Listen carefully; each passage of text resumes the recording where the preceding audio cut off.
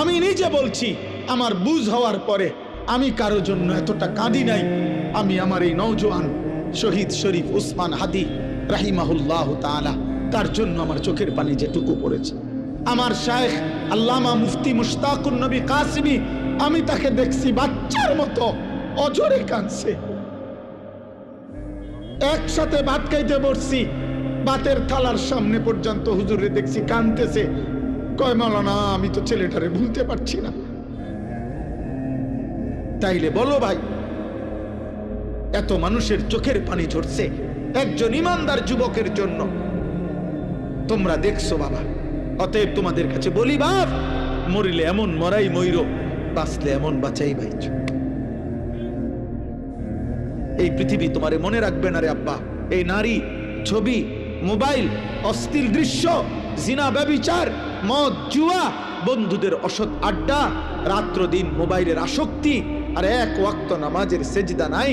খোদার কসম, রব্বে কাবার কসম, এই পৃথিবী তোমারে মনে রাখবে না। তোমারে মনে রাখবে পৃথিবী শ্রদ্ধা করে না। দুনিয়া তো নাফরমানও ভোগ করে, কিন্তু পৃথিবী তাকে সম্মান করে না। ফেরাউন এই নাম, এই বেঈমান তো পৃথিবী ভোগ করছে।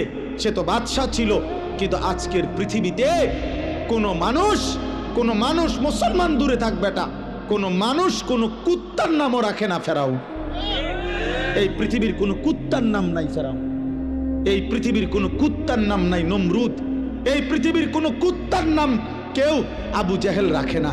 এই পৃথিবীর কোনো কুত্তার নাম কেউ আবু লাহাব রাখে না। কিন্তু 1450 বছর আগে এক গোলাম, কৃতদাস, হাবশি গোলাম, নিগ্রু, কালো গোলাম, সে আল্লাহকে রাজি করেছে। নবী সাল্লাল্লাহু আলাইহি সাল্লামের ভালোবাসা বুকে নিয়ে কবরে গেছে।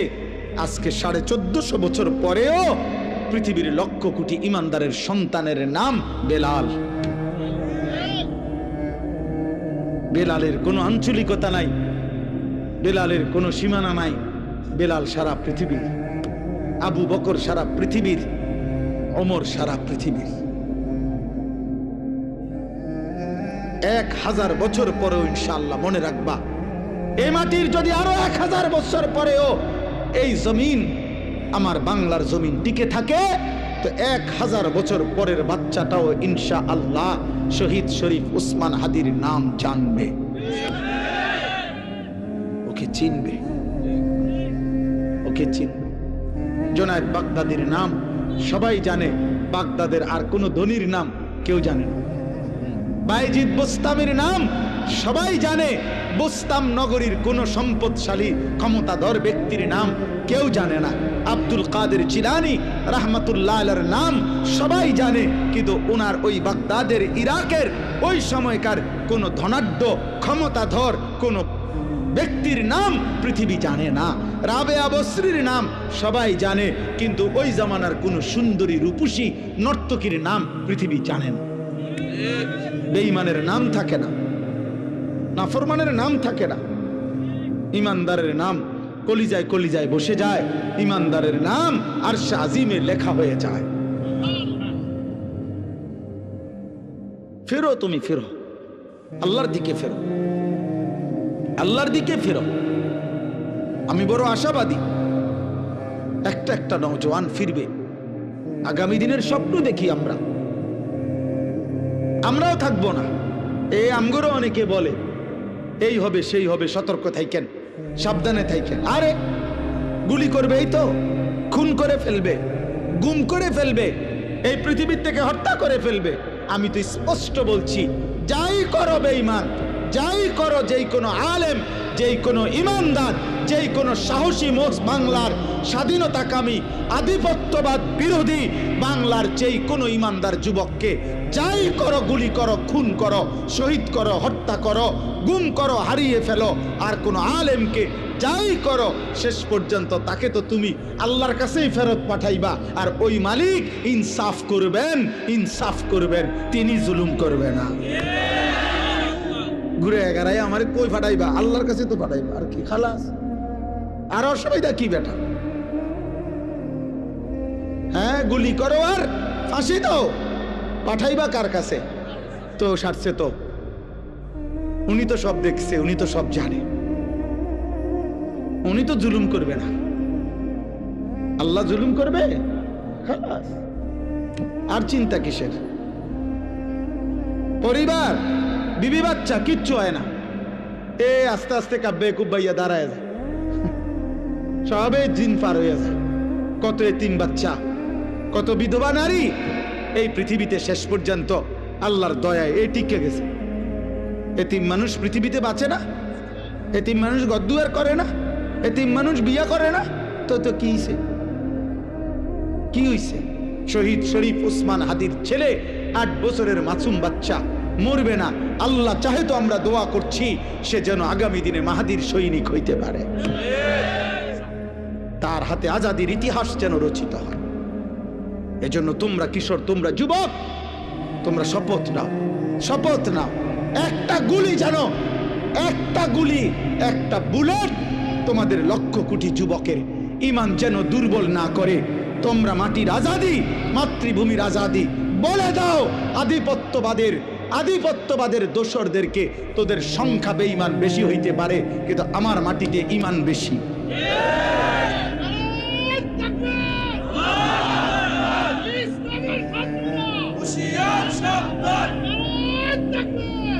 আমাদের জমিনে ঈমান বেশি ইনশাআল্লাহ। ইনশাআল্লাহ আমরা খুন দেব, আজাদি দেব না। 1 ইঞ্চি মাতৃভূমির জমিন কেউ নিতে পারবে না ইনশাআল্লাহ।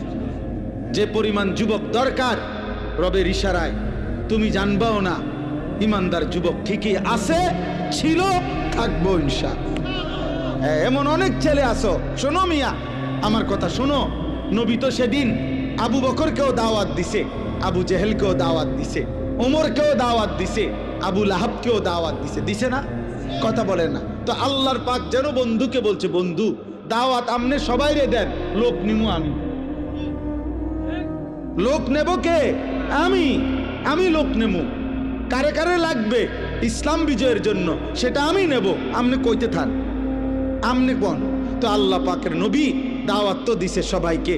আর শাজিমের মালিক বলছে, আবু বকরকে নিলাম, আবু জেহেলকে নিলাম না, ওমরকে নিলাম, আবু লাহাবকে নিলাম না, ওসমানকে নিলাম, উতবাকে নিলাম না, আলীকে নিলাম, শাইবাকে নিলাম না। আল্লাহ বলেন, বন্ধু চারোটাই কোরাইশ বংশের। আবু বকর কোরাইশ, আবু জেহেলও কোরাইশ, আবু লাহাবও কোরাইশ, ওমরও কোরাইশ। আল্লাহ বলেন, আমার মন চাইছে এই 2 জন নিলাম, আমার মন চায় ওই 2 জন নিলাম না। এজন্য ইমানের বিজয় হবে, মাহাদি আসবে, কালেমার বিজয় হবে, দাজ্জালের পতন হবে, ইহুদিদের পতন হবে, ইসলামের পতাকা উড়বে, পৃথিবীময় ইসলামের খেলাফত প্রতিষ্ঠিত হবে।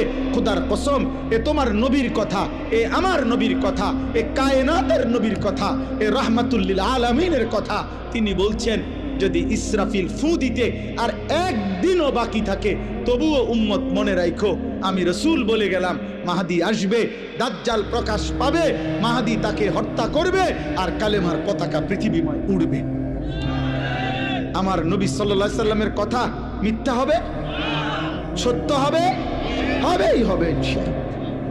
হয়তো তুমি কামে লাগলা না, ইসলামের বিজয় হবে যেদিন, হয়তো তুমি সেদিনও বেড়ি চাও, তুমি নর্তকী দেখবারি, তোমার মতো আকামলারে নিল না, আর তোমার মতো চরিত্রহীন রে নিল না, আর কি তোমার মতো নারী লোভীরে নিল না, আর কি তোমার মতো নেশাখোর জুয়াখোর রে নিল না, আর কি। তো কি হইছে? আবু জেহেল ছাড়া ইসলাম বিজয় হয় নাই, আবু লাহাব ছাড়া ইসলাম বিজয় হয় নাই। তো তোমার ছাড়া হইতো না, আমার ছাড়া হবে না? হবে ইনশাআল্লাহ, হবে ইনশাআল্লাহ। এই জন্য বাপ এটা বুঝতে শিখো। আল্লাহ বলছেন, আহাসিবান নাসু আন ইউতরাকু আন ইয়াকুলু আমান্না ওয়া হুম লা ইফতানুন। আল্লাহ বলে, বান্দা তুমি শুধু মুখে বলবা আমি মুসলমান, আমি মুমিন, আর আমি তোমাকে কোনো পরীক্ষা না নিয়ে এমনিতেই ছেড়ে দেব, জান্নাত দিয়ে দেব, হবে না, হবে না, দেব না। ওয়ালাকাদ ফাতান্নাল্লাযীনা মিন ক্বাবলিহিম, আল্লাহ বলে সকল যুগে যারাই নিজেকে মুমিন বলেছে আমি তাদের পরীক্ষা নিয়েছি। ফালা ইয়ালামান্নাল্লাহুল্লাযীনা সাদাকু ওয়ালা ইয়ালামান্নাল কাযিবিন। আমি পরীক্ষা নিয়েই জেনে নিয়েছি ঈমানের দাবিতে সত্যবাদী কে, মিথ্যাবাদী কে। অতএব আমরা যারা এখানে আছি আমরা নিজেকে মুসলমান বলি তো, বলে না ভাই? অতএব খোদার কসম, জওয়ান বুড়া, নারী পুরুষ, ছোট বড়, আলেম পাবলিক, হুজুর মুসল্লি, সবাই পরীক্ষা দিতে হবে। কার কাছে? কি দিতে হবে? এই পরীক্ষা কি? পরীক্ষা হলো এই তামাম জিন্দিগির আমল, এটাই পরীক্ষা। প্রতিটা নামাজের ওয়াক্ত পরীক্ষা। আল্লাহ দেখতে চায় সেজদা দেও না নাফরমানি করো। প্রতি বছর পরীক্ষা, যাকাত দিচ্ছ না দিচ্ছ না। প্রতি রমজান পরীক্ষা, রোজা রাখছো না রাখছো না। প্রতিবার সম্পদ হলে আমি আল্লাহ দিছি তো আমি দেখছি, হজ করছো না করছো না। নারীর সামনে মোবাইলে হোক আর রাস্তায় হোক পরীক্ষা, তাকায় আসো না চোখ নামাইছো। টাকা সামনে পরীক্ষা, হালাল টাকা না হারাম টাকা। খাবার সামনে পরীক্ষা, হালাল খাবার না হারাম খাবার। মানে আমার প্রতিটা আদেশ, প্রতিটা নিষেধ, আমার রসুলের প্রতিটা সুন্নাত, এটাই পরীক্ষা।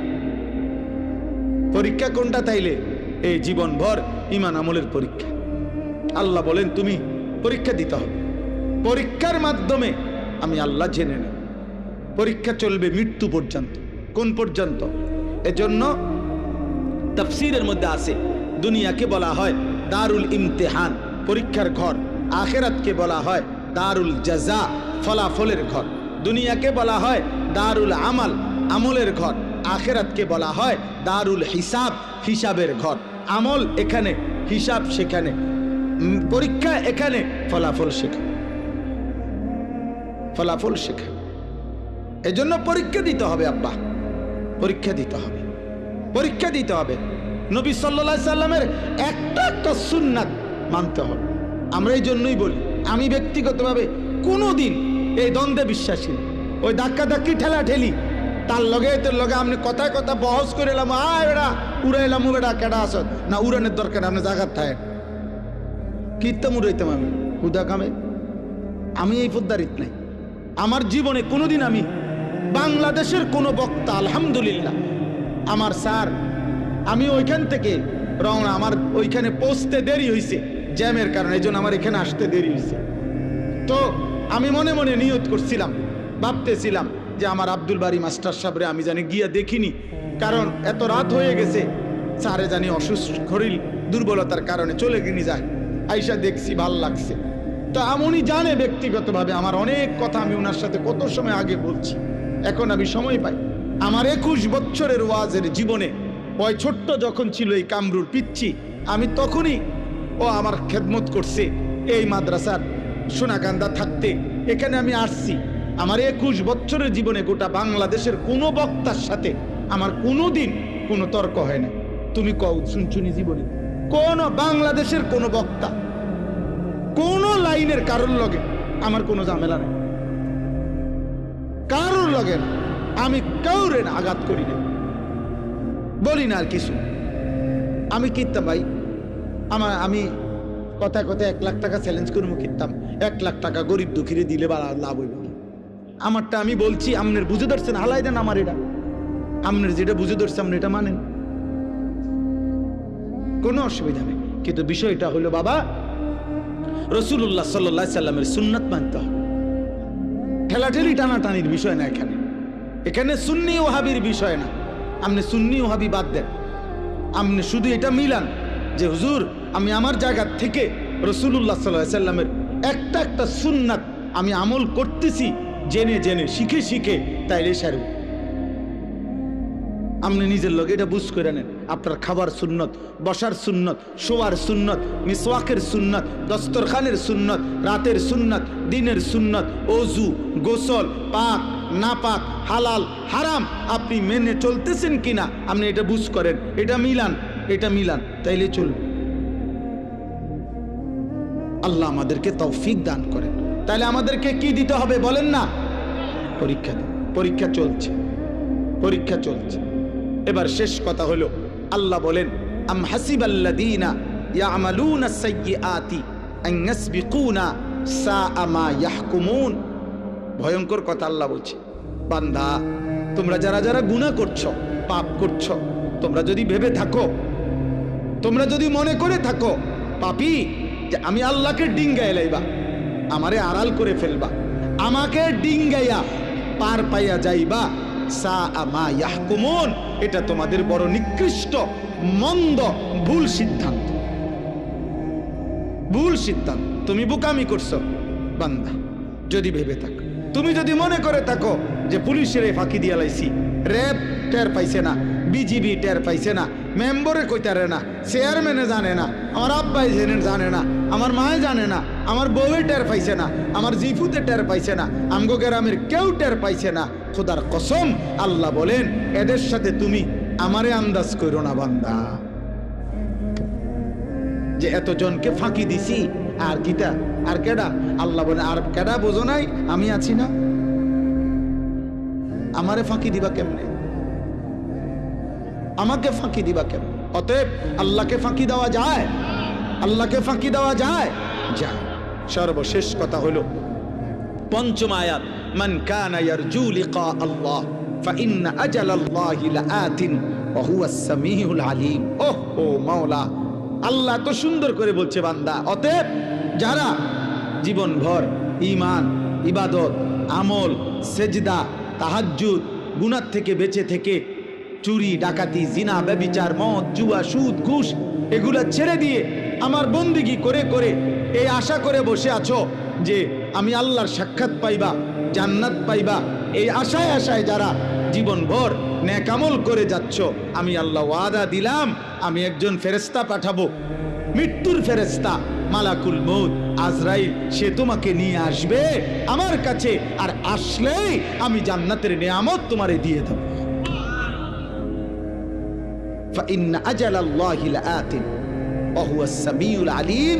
অতএব তোমরা যে যাই করছো আমি শুনতেছি, আমি জানি, ভালোটাও শুনি মন্দটাও শুনি, ভালোটাও জানি মন্দটাও জানি। অতএব সিদ্ধান্ত নাও যে তুমি কি করবে। আমি আল্লাহ স্পষ্ট বললাম। আল্লাহ আমাদের সবাইকে ঈমান আমলের তৌফিক দান করেন।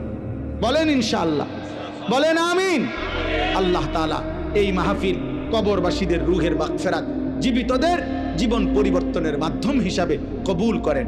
আমি আমার গাড়িতে একটা বই আছে, সাদা গাড়িতে রাসূলুল্লাহ সাল্লাল্লাহু আলাইহি ওয়াসাল্লামের জীবনের সমস্ত সুন্নাত, একেবারে জিন্দেগীর যত সুন্নাত নবীজির জীবনের ছোট বড় প্রায় 600 পৃষ্ঠা ব্যাপী, বাংলা ভাষায় এর চাইতে বড় পূর্ণাঙ্গ নবীজির সুন্নাতের উপরে আর কিতাব নেই। আছে আরো ছোট ছোট, কিন্তু এই কিতাবটা অনেক সুন্দর। আমি ঢাকা গাজীপুর বাংলাদেশের একজন অন্যতম শ্রেষ্ঠ বুজুর্গ অধ্যক্ষ মিজানুর রহমান চৌধুরী, অনেক বড় একজন শায়েখ আল্লাহওয়ালা, বাংলাদেশের বড় বড় আলেম, ওনার হাতে মুরিদ, অনেক বহুত বড় মুখলিস আল্লাহওয়ালা হজরতের লিখিত এই কিতাবটা, নবী সাল্লাল্লাহু আলাইহি সাল্লামের জীবনের যাবতীয় সুন্নাত এই কিতাবে আছে। আমি এই বছর এটা বিক্রি করি গাড়িতে 400 টাকা মূল্যে, একটা আশায়, একটা উদ্দেশ্যে বিক্রি করি। উদ্দেশ্য হলো উম্মতের ঘরে ঘরে রাসূলুল্লাহ সাল্লাল্লাহু আলাইহি সাল্লামের সুন্নাতের একটা পূর্ণাঙ্গ বই থাকুক। একটা সময় মুসলমানদের ঘরে ঘরে মুকসুদুল মুমিনিন একটা বই ঘরে ঘরে থাকতো, বেহেশতি জেওর ঘরে ঘরে থাকতো, যখন যে যেটুকু পারছে কম বেশি একটু একটু হলেও পড়ছে, এরকম একটা পূর্ণাঙ্গ বই সুন্নাতের থাকলে মা, ছেলে, বোন, দাদি, নানি, বাচ্চা যে কেউ যখনই মন চায় পড়তে পারবে। আপনারা যাওয়ার সময় আমাদের সাদা গাড়িতে যারই সুযোগ হয় 400 টাকা মূল্যে এটা নিয়ে যাবেন। আল্লাহ তৌফিক দান করেন। আজকের এই মুবারক মাহফিল আল্লাহ কবুল করে নেন। আল্লাহ তাআলা আপনাদের সবাইকে ঈমান আমলের তৌফিক দান করেন। মুসলমানের নওজোয়ান আগামী দিনের জন্য, ইসলামের জন্য, মাহাদির জন্য, আল্লাহর দ্বীনের জন্য, দেশ জাতি মাতৃভূমির জন্য তোমরা রেডি থাকো, ভালো থাকো, চরিত্রবান হও। আল্লাহ তোমাদেরকে তৌফিক দান করেন, কবুল করেন। বলো আমিন।